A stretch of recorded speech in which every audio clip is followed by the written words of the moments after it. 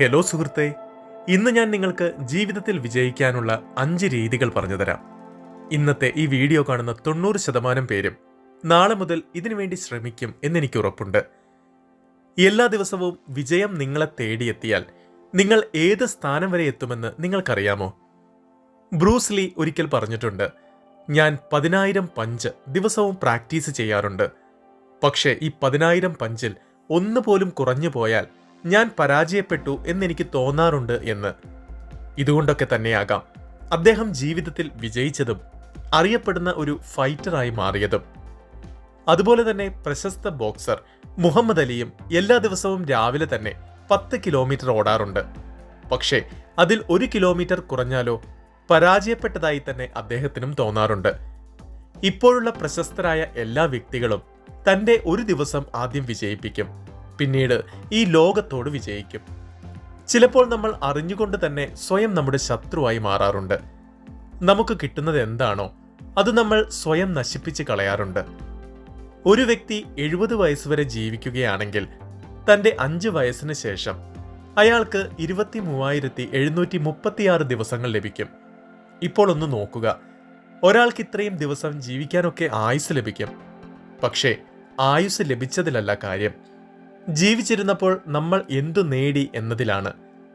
ചിലർ മരിച്ചു കഴിഞ്ഞ് 100 വർഷം കഴിഞ്ഞാലും അവരെയെല്ലാം ഈ ലോകം ഓർമ്മിക്കുന്നു. മറ്റു ചിലരാകട്ടെ ഈ ഭൂമിയിൽ ജീവിച്ചതിന് യാതൊരു തെളിവും അവശേഷിപ്പിക്കാതെ മടങ്ങുന്നു. ഓരോ ദിവസം കൂടുമ്പോൾ അത് മാസങ്ങളാകുന്നു, മാസങ്ങൾ കൂടുമ്പോൾ വർഷങ്ങളാകുന്നു.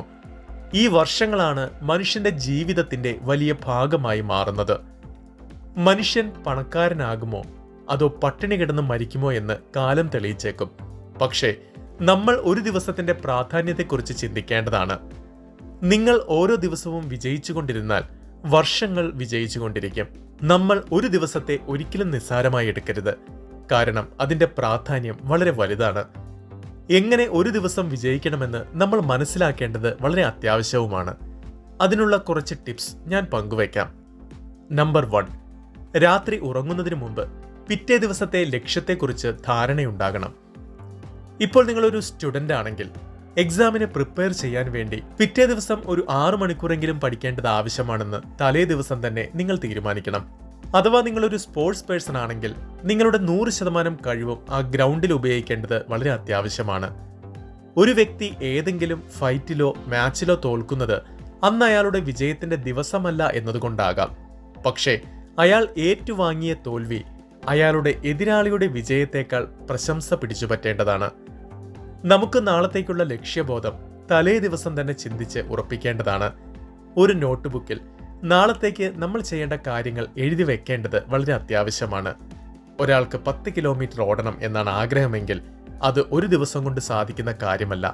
പകരം 1, 3, 6 എന്നിങ്ങനെ കിലോമീറ്ററുകൾ കൂട്ടിക്കൊണ്ടുവന്ന് ഓടാൻ തുടങ്ങി അവസാനം അത് 10 കിലോമീറ്റർ വരെ ആക്കാനും സാധിക്കും. ഇത് തന്നെയാണ് സാധാരണ ആൾക്കാരും ലക്ഷ്യബോധമുള്ള ആൾക്കാരും തമ്മിലുള്ള പ്രധാന വ്യത്യാസം. നമ്പർ 2, നിങ്ങളുടെ പ്രഭാതം വളരെ നല്ലതായിരിക്കാൻ ശ്രദ്ധിക്കുക. ഒരു ദിവസം നല്ല രീതിയിൽ അവസാനിപ്പിക്കാൻ പ്രഭാത സമയത്തിന് വളരെയധികം പ്രാധാന്യമുണ്ട്. രാവിലെ തന്നെ മോശമുള്ള ഒരു അവസ്ഥ വന്നാൽ അന്നത്തെ ദിവസം തന്നെ വളരെ ശോകമൂകമായിരിക്കും.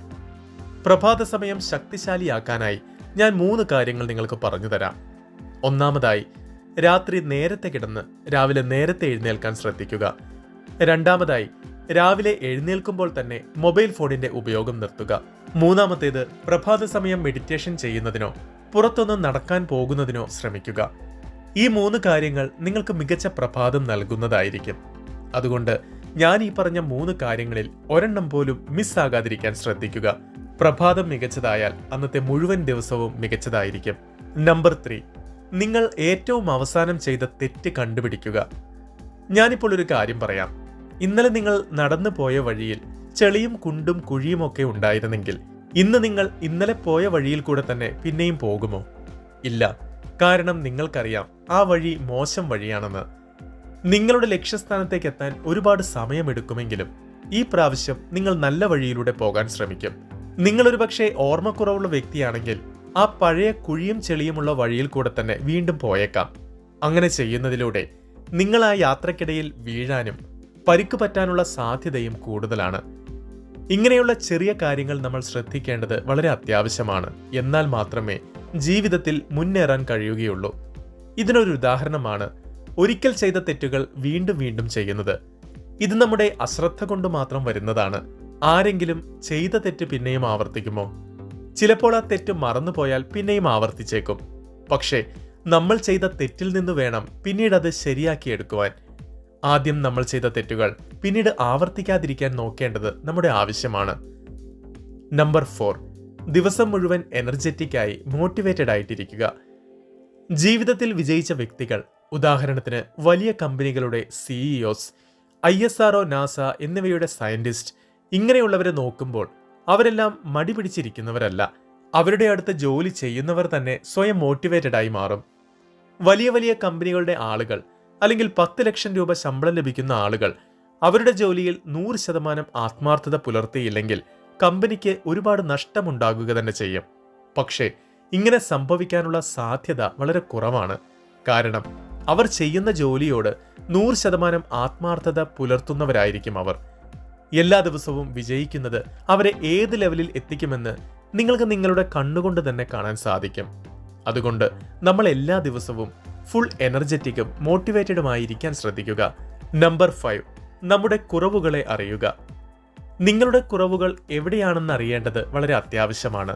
ഉദാഹരണമായി, ഒരു ബക്കറ്റ് നിറയെ വെള്ളമുണ്ട്, പക്ഷേ അതിലൊരു ദ്വാരമുണ്ടെങ്കിലോ ആ വെള്ളം ലീക്കായി പോകും.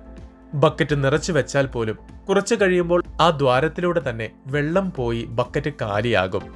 ഇതുപോലെ തന്നെയാണ് മനുഷ്യന്റെ കാര്യവും. നമുക്ക് വിജയിക്കാനുള്ള സാധ്യത കുറയ്ക്കുന്നത് നമ്മുടെ കുറവുകൾ തന്നെയാണ്. നമ്മുടെ കുറവുകളെ, പോരായ്മകളെ അറിയേണ്ടത് വളരെ അത്യാവശ്യമായ കാര്യമാണ്. അത് കണ്ടെത്തി ശരിയാക്കിയാൽ നമ്മുടെ ജീവിതത്തിൽ വിജയം കണ്ടെത്താൻ സാധിക്കും. ഇന്നത്തെ വീഡിയോയിൽ പറഞ്ഞ ഈ 5 പോയിന്റുകൾ നിങ്ങളുടെ ജീവിതത്തിൽ കൊണ്ടുവന്നാൽ വലിയ വിജയം കണ്ടെത്താൻ സാധിക്കുന്നതായിരിക്കും. സുഹൃത്തുക്കൾ എല്ലാവരും ഇതൊന്ന് ചെയ്തു നോക്കുമല്ലോ.